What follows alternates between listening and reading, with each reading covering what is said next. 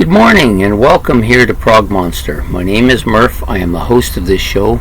This is a show dedicated to progressive rock and other forms of rock music. So I'm here to do a one-off show today. Basically, I'm just going to talk about the 7 albums that I added to my masterpiece collection. So up until this point I had 48 masterpiece albums, and now I've added 7 more to bring it to 55. I really wasn't going to go that far. I thought it was only going to be about 4, but I had 20 albums I reviewed. That's the most I've ever reviewed, and I decided that the first 4 were going to be automatic, but the next 3 I wasn't so sure. Thought about them, debated them with some of the other albums, and then I decided to add these 3 to it. So we'll go with the one that made it last first, and we'll go to the ones that were gonna make it no matter what. Okay, so the first one will be my first one by this band, actually, to make a masterpiece album, which will kind of surprise some people, I guess, and that's this album, Led Zeppelin 3. It's my favorite Led Zeppelin album. Doesn't mean it's necessarily the best album out there. Obviously, many people would rank some of the other ones, Led Zeppelin 2, Led Zeppelin 4, Physical Graffiti, maybe Houses of the Holy. They might, even Zeppelin 1, they might vote ahead of this. But I personally love this album. I think it's, I love the little things on here. I'm always looking at them. And I love the fact that it's more acoustic and shows a different range of music talent that Zeppelin had, as opposed to just that heavy stuff and the bluesy stuff. This is much more pastoral. I wouldn't call it pastoral, but it definitely has a lot of acoustic sounds to it. He plays a lot more acoustic on here, and I actually enjoy this album a lot, and it's grown on me over the years. I actually prefer some of the songs on it. Gallows Pole is one of my favorite. What do I do with my glasses here? Here they are. So I'm going to need them because my vision ain't what it used to be. Apparently my hearing's not too good either. Yeah, That's the Way. I always like that. Celebration Day, Friends, Immigrant Song, of course, was the big one. And I think Jimmy Page is quite versatile on this album, and so I've come to enjoy it a lot. He's now 53 years old, from 1970, but definitely deserves to be on this list, so it's going to be one of the first masterpieces on here today. The second one, debated this too because I just made one of their albums a masterpiece a couple years ago, I believe. But this album's as good as that one, maybe a little bit more folky, a little bit more acoustic sounding than the first one. Maybe not quite as good, hard to say, but it has a lot of good songs on it that I like a lot. Talking about Hearts, Little Queen, it does have some cracks in it from my recent accident with one of the shelves fell and got broke. A few others did too. The albums didn't get damaged, just the covers, so I'll have to replace them. So of course this has the well-known, overplayed radio staple that played on every YouTube site and played everywhere, Barracuda. Now Barracuda is a fantastic song, but it's way too overplayed now and kind of kills it a bit. The Sylvain song's good too. Dream of an Archer is one of the underrated cuts on this album. So good. Fantastic song. I love it. Little Queen, of course. Kick It Out is just a little kind of acoustic, a little kind of upstart, kind of little power pop song, I guess, but I like it. Cry to Me and Go On to Cry, both really good tracks. So this album, of course, I love the costume too. Look at those girls, they look fantastic dressed like that. Anyways, and the guys look good on the back too here, see? So this album comes in and makes a masterpiece album.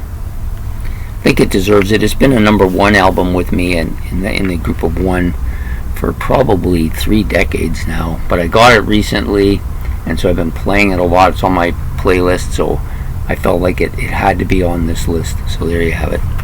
Little Queen by Heart. The next one was an album that I bought about 5-6 years ago. It was on my playlist for 2 or 3 different times, and really a dominating album, I think. one of his best, Peter Gabriel's Us. So this one's coming in. It was going to probably make the list. I knew it was going to be near the top and decided that it had to be on there. Digging in the Dirt and Steam, of course, are the big hits, but it has a lot of deep cuts like Come Talk to Me, Love to Love You, Blood of Eden, Kiss the Frog, of course, is an underrated song, and Secret World. Love them all. So this is a really solid album from top to bottom with a couple of really strong radio hits as well. So Us from Peter Gabriel, another one. So that's three masterpieces. Now the next four, they were almost automatic. This one has been waiting its turn a few years now. Trespass, I've had it, 25 years. It just continues to get better. I continue to like it more. Every track on this is strong. It's more of a pastoral album, a little bit softer than most of the Genesis stuff, but this really kind of starts the Genesis thing flying. Looking for Someone, Stagnation, and White Mountain, all excellent tracks. And The Knife, of course, is classic. And I really dig the album cover, showing different aspects of the songs on the album. A little bit similar to Trick of the Tail, which had the same kind of thing on it. So great album, makes masterpiece status.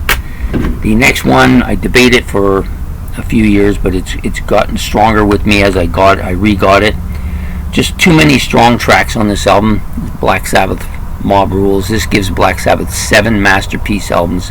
That is the most by any band, and by a couple too. I think the next ones are like 5s. This one has, well, actually Genesis now has 6 as well. So Turn of the Night and Voodoo are great songs. Mob Rules is a good radio song. Slipping Away is really good. But the big songs on this album for me are Sign of the Southern Cross. That is like a top shelf Black Sabbath song. Country Girl, which has long been a favorite of mine. And Falling Off the Edge of the World. Just like those 3 class tracks that really come on over the years, and I like it. I love the album cover work too. Yeah, definitely the last Dio album with them during their first period. Such a good album. And so Heaven and Hell's been a masterpiece for decades, so this one now joins it on the list. So the next one is grown in my esteem since I got it at the yard sale 20-some years ago, 25 years ago I think, and this put this band on the map for me.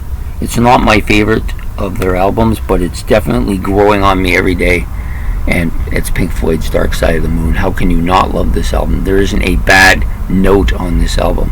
It's a perfect album in a lot of ways, so it had to be on the Masterpiece collection. I do enjoy it a lot too, so there you have it. Yeah, you just look at Time, Us and Them, Brain Damage, Breathe, On the Run. Yeah, just like every track Speak to Me, The Great Gig in the Sky, Brain Damage, Eclipse, Any Color You Like. It's just so good, this album.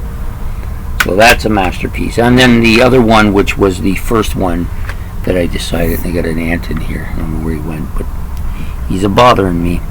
So this one was going to be the first one I chose because since I bought it last year. I've actually had this album in vinyl before and burned it out, but now it's been like a few years since I've had it again, and I bought it and I've been playing. I was playing a lot. I really like it a lot. Judas Priest, Screaming for Vengeance. This will be their first masterpiece album with me, but there's a couple of others that are coming on. I suspect they'll have a half dozen or so before they're done. Anyways, this is a great album. That side one, The Hellion, Electric Eye, Riding on the Wind, Bloodstone, there's that ant. Bloodstone, Take These Chains, Pain and Pleasure. Such a good first side of an album. Just perfect in every way. But then its backside is good too. Screaming for Vengeance. You got another thing coming, probably overplayed, and Devil Child.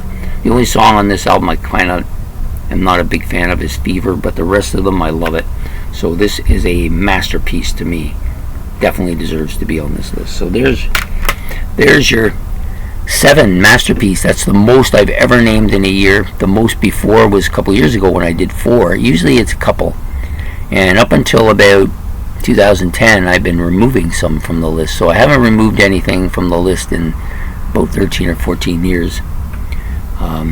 Mostly it was the Kiss albums. A lot of them just fell off the wayside, and so there's only the 2 left now, Alive and Ace Frehley's solo. I thought Hotter Than Hell was a nomination here, but I don't think it's good enough to make that list. So anyways, that's my masterpieces. Let me know what you think of these albums. Make your comments below, hit the like button, subscribe. It's much appreciated. Sorry, I got tongue-tied there. I hope you have a good day, and we will see you again soon. Take care.